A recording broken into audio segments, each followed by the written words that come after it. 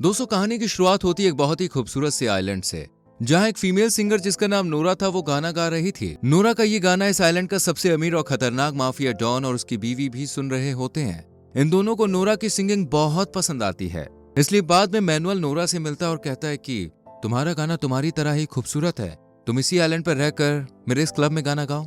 ये सुनकर नोरा कहती है ठीक है, मैं आपको सोच के बताऊंगी। इसी बीच यहाँ निक नाम का एक वेटर वाइन लेकर आता है, लेकिन धोखे से ये वाइन वो नोरा के कपड़ों पर गिरा देता है। निक की इस गुस्ताखी को देखकर मैनुअल बहुत ज्यादा गुस्सा होता है और उसे वहीं चाकू मारकर ऊपर पहुंचा देता है। मैनुअल का ये बिहेवियर देखकर नोरा काफी डर जाती है। अब फिर मैनुअल कहता है कि अब से तुम इसी क्लब में गाना गाओगी। नोरा भी ये सब देखकर शांत रहती है। दूसरी तरफ हम मार्क और उसके साथी फिल को देखते हैं। ये दोनों अंडरकवर काम कर रहे थे। यहाँ ये लोग एक किलर को अरेस्ट करने आए थे। इसी बीच फिल मार्क को अपनी नई गर्लफ्रेंड के बारे में बताता है और फिर उसके रिलेशनशिप के बारे में भी पूछता है, जिस पर मार्क बताता है कि मैं आज भी अकेला हूँ, क्योंकि मेरी एक्स वाइफ थी, मैं उससे प्यार करता हूँ, हालांकि हमारा डिवोर्स हो चुका है। तभी दोस्तों यहाँ ड्रग्स माफिया आ जाते हैं। फिल उसे पैसा दिखाकर लालच में लेता है और फिर फिल इसे ड्रग्स दिखाने के लिए कहता है। ये ड्रग माफिया फिल को बंदूक की नोक पर लेकर उससे पैसे छीनने लगता है। ये देखकर मार्क और फिल दोनों इसको पीटना शुरू कर देते हैं और इतना मारते हैं कि बेचारा बेहोशी हो जाता है। काम खत्म करने के बाद मार्क को एक फोन आता है, जिस पर उसे उसके भाई की डेथ के बारे में पता चलता है। ये सुनकर मार्क बहुत ज्यादा उदास हो जाता है। इसके बाद मार्क उसी आइलैंड की तरफ रुख करता है और यहाँ हमें पता चलता है कि निक ही मार्क का भाई है। प्रेयर के दौरान चर्च के पादरी बताते हैं कि निक काफी शांत बिहेवियर का था। यहाँ हम सब फैमिली मेंबर की तरह रहते थे, लेकिन अब हम एक बहुत ही अच्छे मेंबर को खो चुके हैं। यहाँ पर मार्क की एक्स वाइफ अकीला भी थी, जो कि मार्क की मदर और मार्क से मिलकर यहाँ से चली जाती हैं। 2 घंटे बाद ही मार्क यहाँ के पुलिस स्टेशन जाकर अपने पुराने दोस्त से मिलता है। वेलेंट बताता है कि आइलैंड में बहुत से चेंजेस आ गए। वेलेंट मार्क को निक की फाइल भी देता है, जिसके थ्रू मार्क को पता चलता है कि निक का रेस्टोरेंट में कुछ लोगों के संग झगड़ा हुआ था और इसी में वो मारा गया। ये पढ़कर मार्क को कुछ अजीब सा लगता है, लेकिन निक लड़ाई झगड़ा करने वाला बिल्कुल भी नहीं था। इस पर वेलेंट कहता है कि तुम्हें निक के बॉस मैनुअल से इस बारे में बात करनी चाहिए। यहाँ से निकलकर मार्क अकीला के पास जाता है। अकीला यहाँ कराटे की ट्रेनिंग दे रही थी।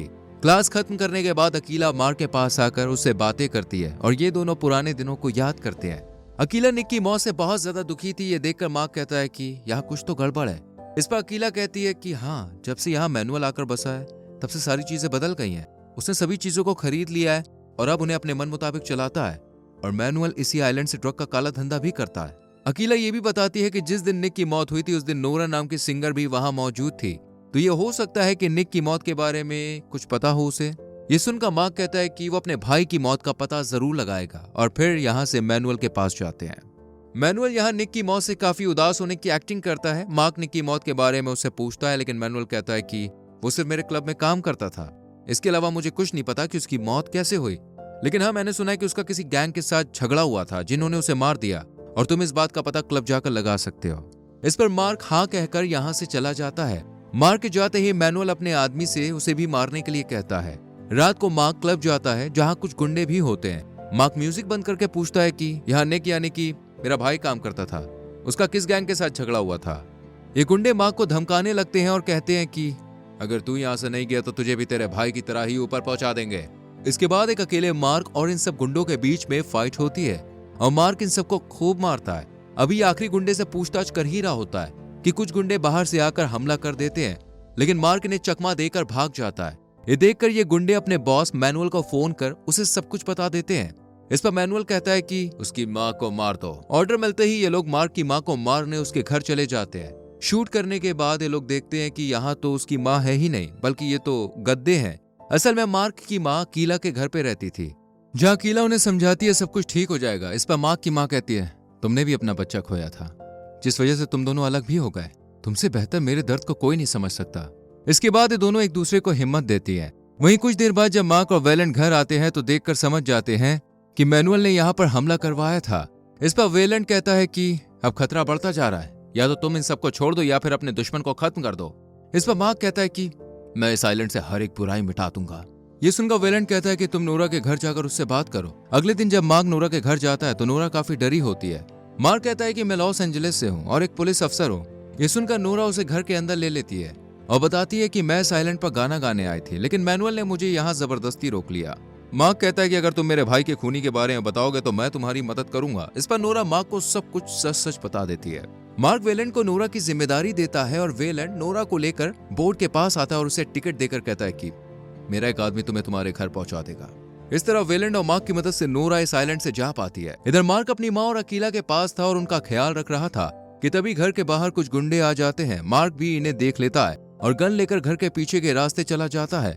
गुंडे मार्क को देखकर इसी के पीछे पीछे आ जाते हैं और दोनों में फायरिंग शुरू हो जाती है। मार्क अकेला ही सब पर भारी पड़ता है, इसलिए ये लोग यहाँ से भाग जाते हैं। वहीं दूसरी तरफ मैनुअल को नोरा के चले जाने का पता चलता है। ये देखकर मैनुअल गुस्से से पागल हो जाता है और उस क्लब के मैनेजर को उसी का ड्रग देकर मार देता है। वही मार्क अपनी माँ को अपने अंकल के घर लेकर जाता है और अंकल से मिलता है और कहता है कि आप यहीं छुपी रहें। साथ ही मार्क अकीला को भी अंकल के पास सेफ रहने के लिए कहता है, पर अकीला उसका साथ देने का कहती है और ये दोनों यहाँ से चले जाते हैं। मैनुअल और उसकी बीवी नोरा के जाने पर बहुत गुस्सा थे। मैनुअल कहता है कि नोरा ने मुझे खून करते हुए देखा था, मैं एक वांटेड माफिया हूँ, इसलिए मैं इस आइलैंड से बाहर नहीं जा सकता हूँ और अगर कुछ भी गड़बड़ हुई तो इंटरनेशनल पुलिस मुझे यहीं से गिरफ्तार कर लेगी। लीसा काफी गुस्सा थी। मार्क अपने एक आदमी को मार्क को किसी भी हाल में मारने का ऑर्डर देता है। मार्क और अकीला दोनों यहाँ वेलेंट के आने का इंतजार कर रहे थे। इसी बीच मार्क अकीला को निक की मौत और उसके दुश्मन के बारे में बताता है। अकीला भी निक की मौत से काफी दुखी थी और परेशान भी थी, क्योंकि वो जानती थी कि इन सब में मार्क की जान को खतरा है। लेकिन मार्क कहता है कि मुझे मरने की कोई चिंता नहीं है। और तभी यहाँ पर वेलेंट की कार आ जाती है। वेलेंट मार्क से माफी मांगता है। यहाँ मैनुअल के आदमी आकर इन पर हमला करते हैं। अकीला और मार्क इनका सामना करते हैं, लेकिन एक गुंडा अकीला को पकड़ कर ले जाता है। वेलेंट अपने ऑफिस का पीसी चेक करने के लिए कहता है और यहीं दम तोड़ देता है। अगले दिन लीसा और मैनुअल अकीला के पास आते हैं और लीसा इसे धमकाती है। साथ ही मैनुअल कहता है कि तुम्हारे बॉयफ्रेंड ने हमें काफी परेशान किया है, और फिर लीसा अकीला को मारने लगती है। इस पर अकीला कहती है मार्क काफी ताकतवर है, वो तुम दोनों को मार देगा। मैनुअल कहता है कि मैं भी चाहता हूँ कि वो मुझे ढूंढे और जब वो मेरे सामने आए तो मैं उसे मार दूं। मार्क पुलिस स्टेशन में वेलेंट की मौत के बारे में सबको बताता है और कहता है कि वो एक बहादुर शख्स था, लेकिन हम उसके कातिल को ढूंढकर जरूर मारेंगे, इसलिए उसकी जगह मैं यहाँ कुछ दिन काम करूंगा। और जब मार्क वेलेंट का पीसी चेक करता है तो उसे मैनुअल के इलीगल मनी ट्रांसफर के सबूत मिलते हैं। इसी बीच यहाँ बच्चे आकर मार्क को बताते हैं कि हमारे पास की खाली बिल्डिंग में हमने मैनुअल को देखा था। बच्चों की तारीफ कर मार्क इनसे कहता है कि उस जगह से दूर रहना। अभी मार्क आगे के प्लान के बारे में सोच ही रहा था कि तभी यहाँ फिल आ जाता है, जो कि कहता है निक और वेलेंट को मैं भी अपने भाई जैसा मानता था, इसलिए मैं तुम्हारी मदद करूंगा, चाहे तुम मना ही क्यों ना कर दो। मैनुअल मार्क को फोन करके कहता है कि अगर तुम अकीला को जिंदा देखना चाहते हो तो मुझसे आकर मिलो, और कहता है कि नोरा का पता भी करके आना। इस पर मार्क उसकी बात मान लेता है और अगले दिन उससे मिलने चला जाता है। यहाँ फिल भी टीम के साथ आता है और अकीला को तलाशना शुरू कर देता है। इधर मार्क मैनुअल से मिलता है। मैनुअल नोरा के बारे में पूछता है, लेकिन मार्क पहले अकीला को लाने के लिए कहता है। मार्क अकीला का हाल पूछने के लिए फोन लगाता है। वहीं फिल ने अकीला को ढूंढ लिया था, पर तभी लीसा आकर अटैक कर देती है। ये देखकर फिल भी हार मान लेता है, लेकिन फिर अपनी दूसरी गन की मदद से उसे मार देता है। अभी ये अकीला की रस्सी खोल ही रहा था कि एक गुंडा यहाँ आ जाता है, जिससे अकीला ही निपट लेती है। फिल मार्क को फोन के जरिए बताता है कि अकीला ठीक है। ये सुनकर मार्क मैनुअल को धमकाने लगता है। जब मैनुअल लीसा को अकीला को मारने के लिए फोन करता है तो वो फोन नहीं उठाती। इस पर मार्क कहता है कि वो मर गई है।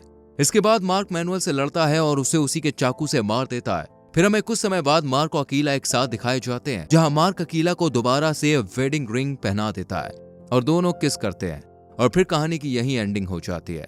दोस्तों, आपको ये मूवी कैसी लगी हमें कमेंट सेक्शन में जरूर बताएं। वीडियो को लाइक और शेयर करें और चैनल को सब्सक्राइब करके बेल आइकॉन प्रेस करें, जिससे आने वाली मूवी एक्सप्लेनेशंस आपसे मिस ना हो।